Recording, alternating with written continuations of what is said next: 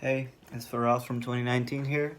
So I'm making this video to remind you of all the information you collected from MIE 310, along with a few pieces of advice that can help you go the extra mile when you're working on your startup. So the first thing I want to remind you of is the class conversation we had with Chip Andrews and Gabe Gonzalez, in which they reminded us of how important it is to be passionate about entrepreneurship.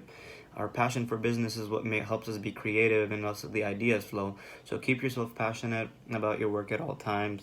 Make sure you're focusing. Make sure you have your full attention on everything. As long as you're passionate, you're gonna go the extra mile. Another really important conversation we had was with Chris Hively, and his piece of advice is what I would like you to remember. Chris helped us understand the importance of discussing our idea with our peers rather than keeping it hidden the whole time. This is really important because you want constructive criticism on your work so you can grow and make it better. So I'm going to urge you to get as much feedback on your work as you can. It'll only help you to grow and be productive. The more feedback you can get, the better you can make your product, whatever you're working on, as you're making the product for the people.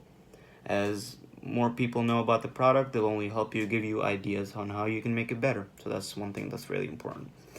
The last piece of advice that I would want to leave you with is that always remember how to practice empathy, mindfulness, and understand the perspective of other people, as their characteristics are what makes us a good entrepreneur.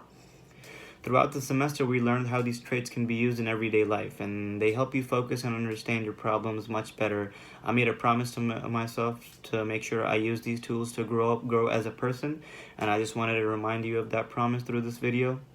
And yeah, that's all I have for you this time. I hope you make the most of this advice and become the entrepreneur you've always wanted to be.